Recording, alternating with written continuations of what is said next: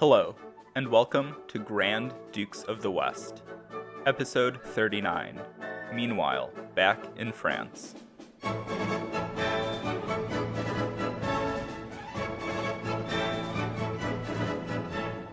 Between 1424 and 1428, Philip the Good's attention was firmly in the Low Countries, and going forward, his first priority will continue to be the Low Countries.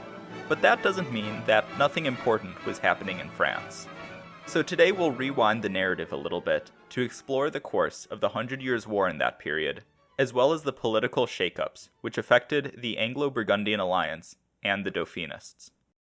And speaking of shakeups, I'd like to start with Arthur de Richemont's defection to the Dauphin.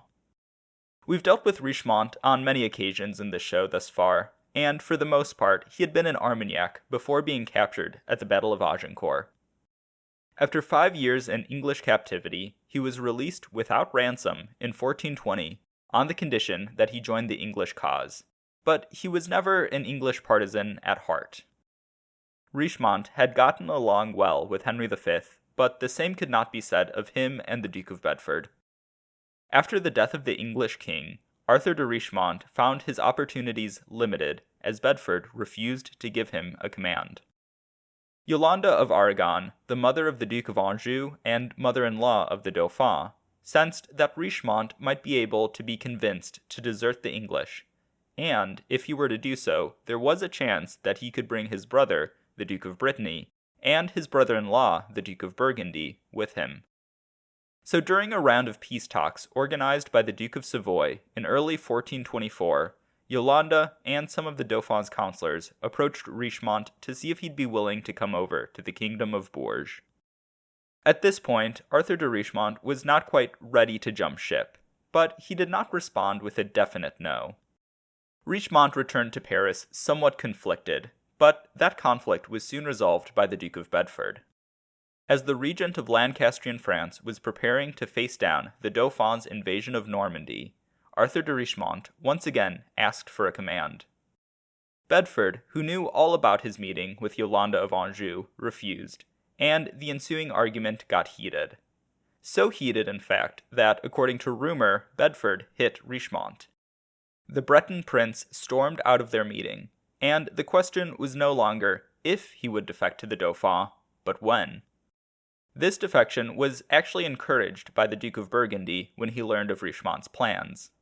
Philip the Good had been weighing his options for a bit, and while he was still unwilling to leave his alliance with the English, it was in his best interest to make sure that there were people in the Dauphin's court who could advocate on his behalf. It's also possible that, as this was all happening around the same time that Humphrey of Gloucester was preparing to invade Hainault, Philip was not feeling too happy with the English. So, shortly before the Battle of Verneuil, Richemont decamped Paris for Brittany, where he sent word to Yolande of Aragon that he was ready to switch sides.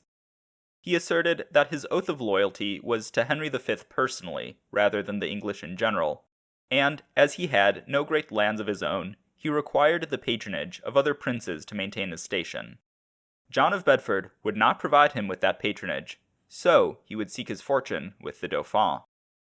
Conveniently enough for Arthur de Richemont, the details surrounding his defection took a few weeks to iron out, which meant that by the time everything was settled, the Battle of Verneuil had taken place. This battle was a huge win for the English, and seriously weakened the Dauphinist military. But the death of the Earl of Buchan in the battle also meant that the office of Constable of France was now available. So while the Dauphinist faction was weaker now than it was when negotiations began, Arthur de Richemont was able to secure a powerful office when he jumped ship. Now I've mentioned that the Dauphin's mother-in-law, Yolande of Aragon, was the driving force behind Arthur de Richemont's defection to Bourges.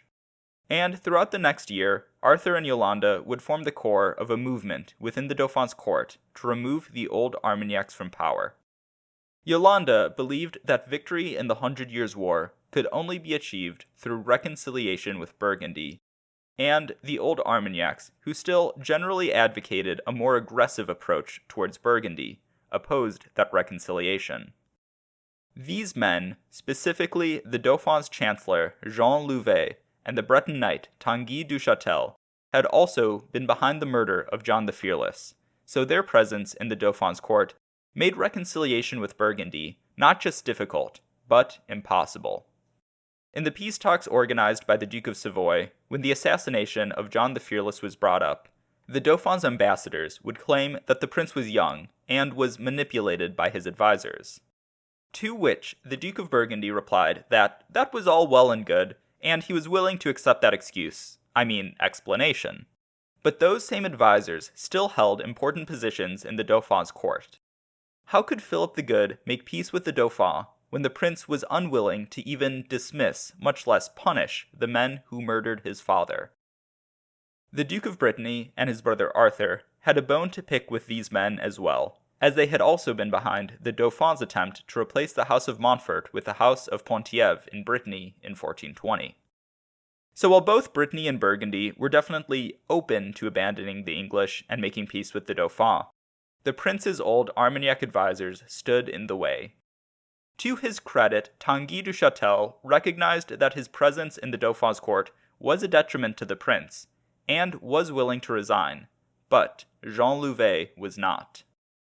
Louvet saw opposition to him coalescing, and decided to act first. He really stepped up his manipulation of the Dauphin, and managed to have a number of rival advisors dismissed, including Tanneguy du Chatel, and in their place he filled the administration with his own creatures. While he could not get rid of Yolande of Aragon, who was more of a mother to the Dauphin than his own mother, or Arthur de Richemont, as the office of Constable of France was held for life, Louvet was ascendant. So for the time being, Louvet and the other Armagnacs remained in power, but Arthur de Richemont and Yolande of Anjou were conspiring to remove them in order to facilitate a reconciliation with the Duke of Burgundy. And Philip the Good was doing his part to re-establish ties with the supporters of the Kingdom of Bourges. His first wife, Michelle of France, had died in 1422, and so in late 1424, Philip the Good married Bonne of Artois. Now you might recall that Bonne has appeared briefly in the show already, as the wife of another Philip of Burgundy, the Count of Nevers and Rethel, and Philip the Good's uncle. So, as Bonne was Philip's aunt by marriage, a papal dispensation was needed for this one. But, as Richard Vaughan writes, quote, "The trouble and expense of obtaining dispensation from Rome for this purpose was repaid in a twofold manner. For Philip thereby consolidated his French connections, and also improved his grip over the county of Nevers."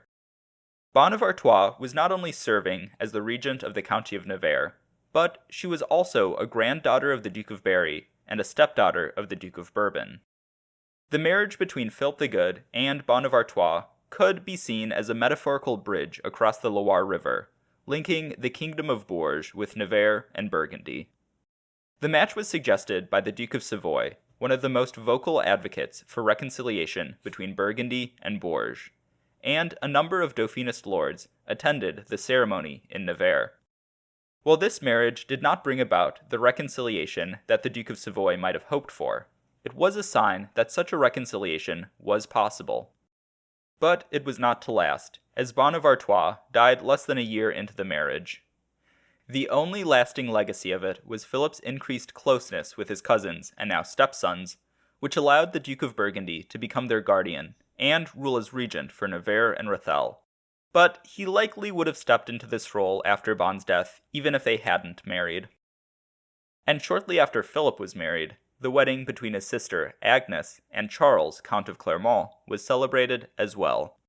Charles was the heir to the Duchy of Bourbon, and was an important member of the Dauphin's court.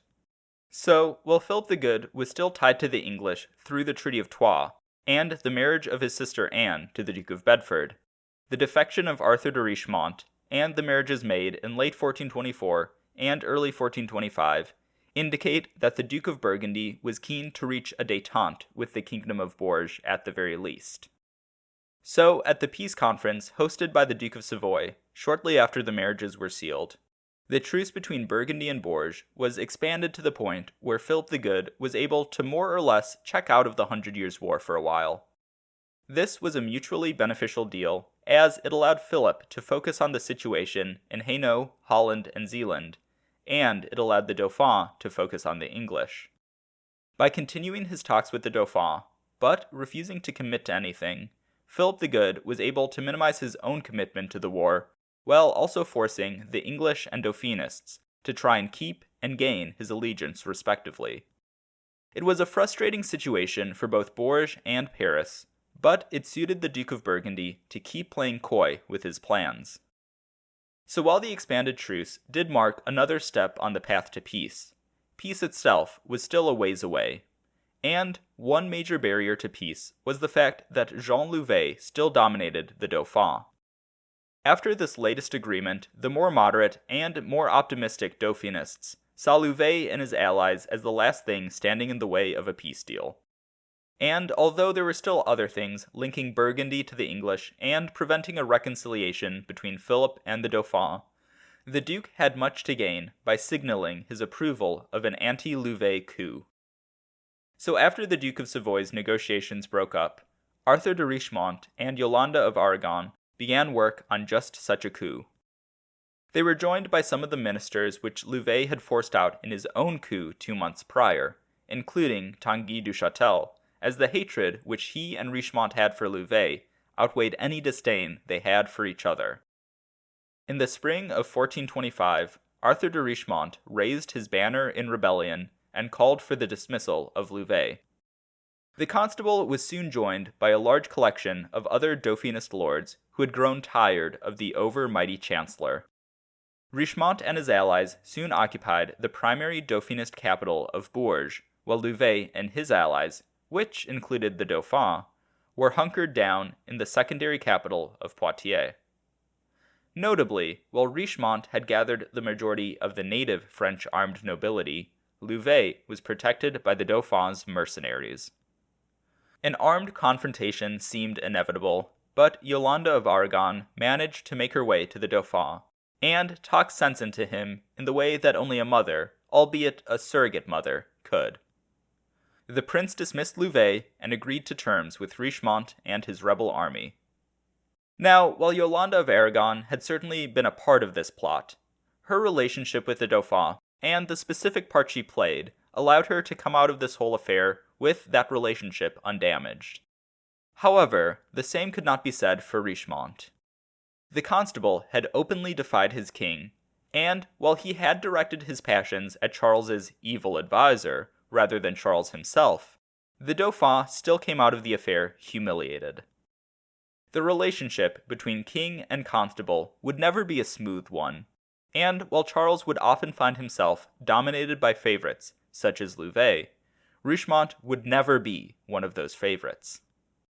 But regardless, at this moment, Arthur and Yolande were triumphant. Louvet was dismissed and sent into exile, along with many of his allies.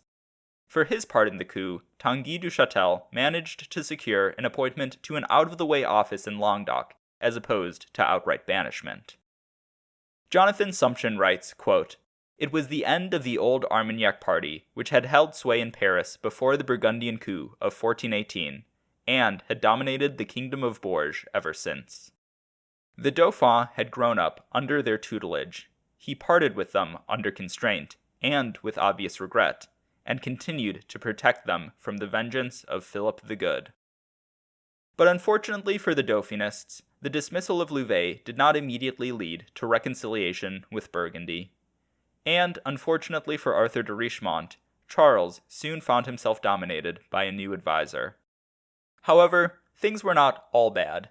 While Richemont's brother-in-law was content to remain with the English, his brother, the Duke of Brittany, decided that the time was right to defect. This defection was, in part, meant to secure the influence of the Breton brothers over the court of Bourges, and John V of Brittany's change of allegiance would be conditional on a number of concessions.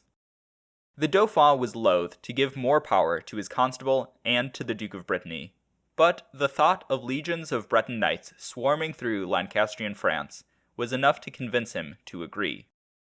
As might have been expected, the defection of Brittany provoked the wrath of the Duke of Bedford, but in a manner not seen before. And unfortunately for the Duke of Brittany, the timing of his defection left him a bit vulnerable in two main ways.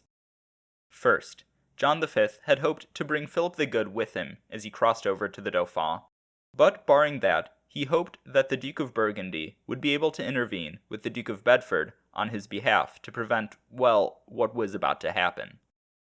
But Philip the Good was busy fighting Humphrey of Gloucester and Jacqueline of Bavaria, and so didn't have the time or energy to help John V. And furthermore, as Bedford's interference with Gloucester's plans was working to Philip's benefit, he had no intention of breaking with the English at this point, even if he was quite annoyed with his allies. The second factor of Brittany's poor timing was the fact that the English were currently mopping up in the county of Maine. I haven't really mentioned the English conquest of Maine, but it's been going on in the background over the course of late 1424 and 1425. And the success of that conquest was in part due to the fact that the Dauphinists were fighting themselves over the fate of Jean Louvet, while the towns and castles of Maine fell to the English. So when news of the Duke of Brittany's intent to repudiate the Treaty of Troyes leaked to the English army was already basically on Brittany's doorstep. Raids into the duchy began almost immediately, as both Brittany and England prepared for a larger confrontation. Arthur de Richemont returned home to help his brother, while the Earl of Suffolk, the leader of the English forces in Normandy, gathered a field army and began preparations to invade. In early 1426, the invasion began, and, to put it simply, things did not go well for John V. The English army swept through western Brittany and destroyed the Duke's army in a little over a month. There was no time for the promised reinforcements from the Dauphin to arrive, never mind the fact that they had not even been summoned yet. John V had no choice but to agree to terms, but rather than coming back to the English with his tail between his legs, the Duke of Brittany played for time. In exchange for a large indemnity, a 3-month truce was agreed to. Suffolk and the English army pushed no further for the next few months, although they did remain in possession of the parts of Brittany they had occupied. Meanwhile, the Duke of Brittany began preparations to resist the English yet again. The desperate straits that John V found himself in are evident in an ill-conceived plot launched by the Duke and his Chancellor to get the Duke of Burgundy to desert the English as well. Now it was likely that if Philip the Good were to change his allegiance, the English would have bigger things to worry about than resuming their invasion of Brittany. But the arguments made over the past few years had not swayed Philip, and at this point, Louvet and the other old Armagnacs had been banished for over a year.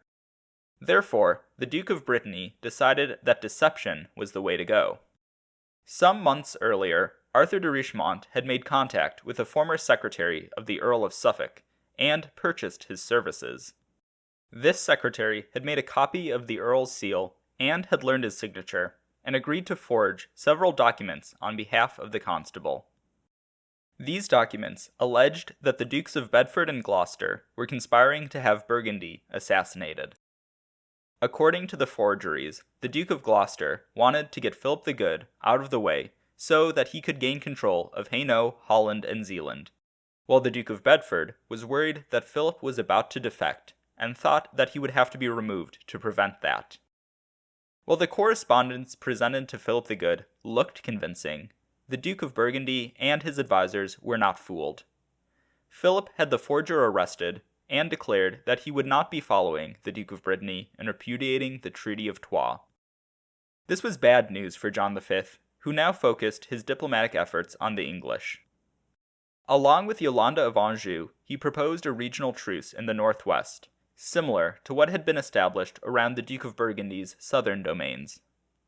This would have effectively ceded Maine to the English and established the duchies of Anjou and Brittany as neutral. However, Bedford was not Burgundy, and the regent of Lancastrian France was determined to continue his advance. Neutrality would not be accepted, only submission. As the Breton truce expired, the Earl of Warwick took over from Suffolk, and raiders began to swarm through the Breton March again. As desolation spread throughout the western half of the duchy, Warwick gathered his army for a larger strike. The Earl of Warwick entered the duchy with his forces and easily overran the handful of fortified places between him and John V. The Duke of Brittany had gathered the armed nobility of his duchy, but at the last moment decided against fighting. Despite the protests of his brothers and the other staunch Dauphinists in his court, John V saw no benefit to resisting Warwick and his army. Even if the Bretons were victorious, something which was far from certain, it would not bring peace to the duchy. The raids would just return with a vengeance. The one thing that might have convinced the Duke of Brittany to remain with the Dauphin would have been the appearance of a Dauphinist army. That, at least, would have assured John V that he would not have to face the wrath of the English on his own. But alone he was, and so he came to terms. John V agreed to swear an oath to uphold the Treaty of Troyes, and agreed to do homage to the young king Henry VI in person within 3 months. Furthermore, John V would not be the only one to swear to the Treaty of Troyes. All the major nobles of Brittany would have to do so as well.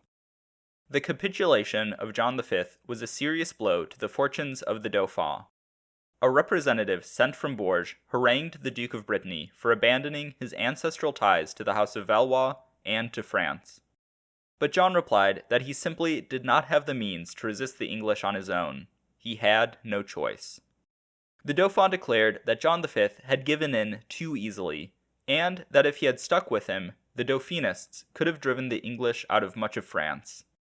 However, Jonathan Sumption disagrees with the Dauphin's assessment. He writes, quote, "This was a fantasy. It assumed that if John V had remained in the Dauphin's allegiance, he would have supplied thousands of experienced Breton soldiers that he did not have, and whom the Dauphin could not have paid." Once Brittany was dealt with, the English continued their advance, and the county of Maine was next on the chopping block.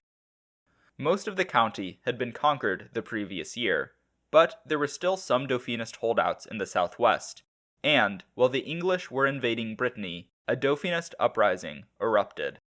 However, the Dauphinist success in Maine was mostly due to lack of English attention. Once Brittany was dealt with, Maine became the main focus of the English war effort. The castles gained by the rebels were taken back, and the last bits of Maine were conquered within months. In both Brittany and Maine, the local population was willing to fight for the Dauphin, but they could not do so alone. The big weakness of the Kingdom of Bourges in these years was that the Dauphin was either unwilling or unable to send aid to those fighting on his behalf. The prince was constantly short on manpower and money, and what was available was either consumed in court squabbles or held back in reserve. This failure to give support further demoralized those loyal to the Dauphin in English-held lands. What was the point in rising up if they would be ignored by the man they called king, and left to suffer English retribution on their own? With the fall of Maine and the capitulation of Brittany, the last bits of France north of the Loire which still paid heed to Bourges were the duchies of Anjou, Touraine, and Orléans, and the counties of Blois and Dunois. Anjou and Touraine were ruled by Louis III of Anjou, but he was busy in Naples at the moment, and so in practice they were run by his mother, Yolande of Aragon. Similarly, Orléans, Blois, and Dunois were ruled by Charles of Orléans. Remember him? But as Charles had been captured at Agincourt, he was a prisoner in England, and so his lands were run by his half-brother, John the Bastard of Orléans. Now, if you were to call someone the bastard of this or that today, they might take offense. But at the time, Bastard of Orléans was an honorific title, as it acknowledged John to be a part of one of the most powerful and prestigious houses in France. As our story goes on, we will deal with a handful of bastards of Burgundy, and even a Grand Bastard of Burgundy or two. The Bastard of Orléans had been a part of the court of Bourges for a while now, but he had tied his star to Jean Louvet, and so when the influential minister was banished, John found himself with few friends at court. However, the Dauphin's court was a volatile place in the later 1420s, and by the end of 1427, the bastard would be back in favor. After Louvet was pushed out in 1425, the main power struggle in the Dauphinist court was between Arthur de Richemont and a succession of advisors. For a while, the constable was able to remain on top, and this dominance was solidified by his assassination of two of the prince's favorites. To be honest, a lot of the blame for the instability at the Dauphin's court must be laid at Richemont's feet. The constable did not have the best political instincts and seemed to blame all of his problems on corrupt counselors, not realizing that money couldn't materialize to pay his troops, or that political will had to be curried rather than summoned out of thin air. Therefore, when things went poorly or he didn't get his way, the constable's first instinct was always to attack those closest to the Dauphin, something which Charles resented. Admittedly, these favorites were usually quite corrupt, but their corruption wasn't necessarily the cause of Richemont's troubles. The constable's other major blind spot came from his inability to judge people's character. Many of the Dauphin's advisors, including the two which Richemont himself had assassinated, began their careers as allies of the constable and gained power due to his patronage. Multiple times the same pattern played out. Richemont would have trouble coming up with money to pay his soldiers or would face some sort of opposition at court. He would then rage against whichever counselor was in charge, and in due course, Richemont and the counselor would find themselves opposed.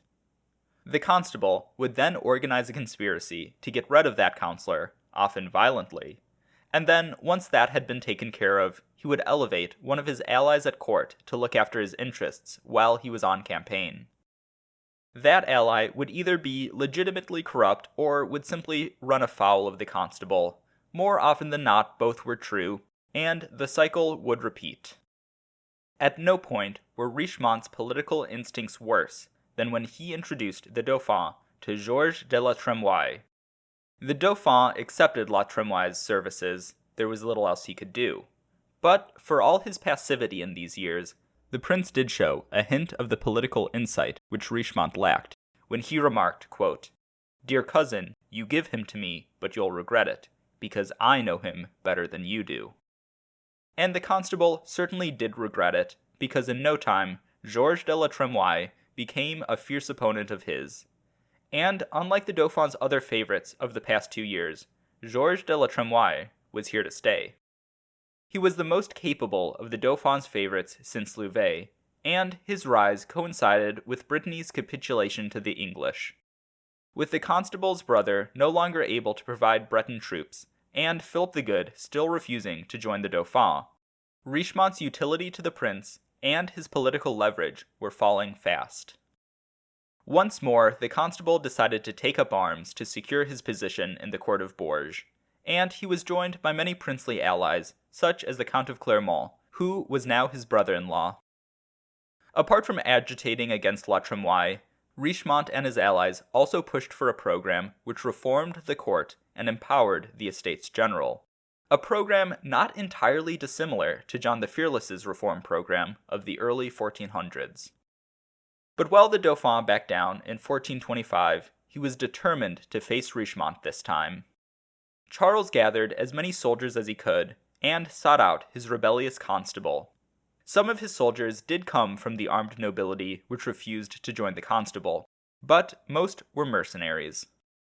Faced with stiffer resistance than expected, the rebels decided to come to terms, and the civil war within a civil war was averted. Most of the rebels gave up their demands and in return were granted pardons. But the constable himself refused to yield to Georges de la Tremoille and would not return to court. This self-imposed exile would eventually become a not-so-self-imposed exile, and for the next few years his influence in Bourges would be limited. He would keep trying to undo La Tremoille through proxies and agents at court, but for now, the counselor had beaten the constable. As the court of Bourges was busy attacking itself, the English were preparing for a new major offensive. As I mentioned a few minutes ago, there were two logical targets for where to strike next: the lands of the House of Anjou and the lands of the House of Orléans. If the Duke of Bedford had his way, the next English offensive would be directed against the Duchy of Anjou. Maine had just been conquered, and Anjou was a natural next step. Furthermore, the conquest of Anjou would seriously weaken the House of Anjou, who were some of the Dauphin's most powerful supporters, and would allow the English to sweep into Poitou, which would link their northern conquests to Guyenne and completely cut off the Kingdom of Bourges from the Atlantic. The alternative was to attack the Duchy of Orléans. This would be logistically easier due to the quality of roads between Paris and Orléans and the river networks of the region. Furthermore, the conquest of Orléans would open up the path to strike the Duchy of Berry itself, the heart of the Kingdom of Bourges. But there were also good reasons to avoid attacking Orléans. For one, the status of the Duke of Orléans himself. Charles of Orléans was a prisoner in England, and at the time it was considered extremely unchivalrous to attack the lands of someone you held in captivity. Furthermore, Bedford and Orléans were in talks about a potential treaty between Orléans and Lancastrian France. After over a decade in captivity, Charles of Orléans saw that the Dauphin had made no attempt to secure his freedom, and was feeling abandoned by the Kingdom of Bourges. So, in exchange for his freedom and the security of his lands, the Duke of Orléans would accept the English claim to France, and would work to convince the other lords of France to accept a peace deal which favored the English. Orléans had not yet accepted this deal, but an attack on his territories would rule it out completely. But the decision of where to attack would be out of Bedford's hands, in part due to the machinations of Humphrey, Duke of Gloucester. As preparations for a new expedition to France were happening in England, the Duke of Gloucester received word that the Pope had ruled his marriage to Jacqueline of Bavaria to be illegitimate. With his ambitions in the Low Countries now thoroughly squashed, he began to focus more on his ambitions in England and the power struggle with his brother and uncles. The army being assembled was to be led by the Earl of Salisbury, who had been an ally of Gloucester for a while now. So when Salisbury's commission was being negotiated in Parliament, Gloucester arranged for the Earl to have an unprecedented level of freedom and independence from Bedford. Both Gloucester and Salisbury were temperamentally more aggressive and impatient than Bedford. Both distrusted the French nobility, specifically here the Dukes of Burgundy and Orléans, and both favored attacking Orléans rather than Anjou. So when the Earl of Salisbury landed in France with his army and announced that he would be marching to Orléans, there was little that Bedford could do about it. The last bit of the path from Paris to Orléans was Salisbury's first target, and the Earl swept through the outer defenses of the duchy. Before long, he was outside the walls of the city of Orléans. The city was besieged while Salisbury prepared for an assault. However, the defenses of Orléans were strong, and the defenders were motivated. An assault would not be an easy affair. Even after the failure of his initial assault, the Earl of Salisbury decided to continue his aggressive plan, and preparations for another assault were soon underway. Part of these preparations included taking a fortress across the Loire from Orléans, and while in the process of storming that fortress, Salisbury was struck by shrapnel when a cannonball hit the room he was in. The Earl of Salisbury died a few days later, leaving the siege of Orléans up in the air. With the Earl dead, the driving force behind the siege of Orléans was gone, but that did not mean that it would be easy to withdraw from the town. Abandoning the siege would be a sign of weakness, and the actual withdrawal would open up the English to attacks as they retreated. Juliet Barker writes, quote, Salisbury's death left Bedford with the unpalatable choice of either abandoning a siege of which he disapproved, or committing more resources to bring it to a successful conclusion. In the end, the Duke of Bedford decided to continue the siege. But he was a more cautious and patient strategist than Salisbury was, so he changed his strategy to try and starve the city out, rather than take it by storm. But while an attack on Orléans was difficult, so too was the prospect of starving the city out, as the English did not have enough men to completely cut off the city from aid and reinforcement. The siege of Orléans became a contest of logistics more than a contest of arms. Both sides were continually trying to get reinforcements to the city or the siege lines, but that also meant that both sides needed to keep producing more and more food and supplies. These supply trains became a frequent target for skirmishes and raids, as the fate of the siege was tied to the ability of each side to keep their army fed. While the siege of Orléans was not an easy affair for the English, the defense of the city was exhausting the monetary and manpower resources of the Dauphin at an alarming rate. But the Dauphinists had no choice, as the fall of the city would open up the path for the English to sweep through the heart of the Dauphin's territory. The fall of Orléans might just herald the fall of the Kingdom of Bourges. In the beginning of 1429, things did not look too good for Orléans, and by extension for the Dauphin. An attempt to seize a large English supply train had failed, and had cost the Dauphinists several hundred soldiers which they could not spare. The English were steadily gaining on the city. Bit by bit, the noose around the neck of Orléans was being tightened as the English gained reinforcements, constructed more forts around the city, and worked to cut it off from the outside world. As the Dauphin was bracing for the fall of Orléans, his salvation would come from an unexpected place, from a peasant girl named Joan.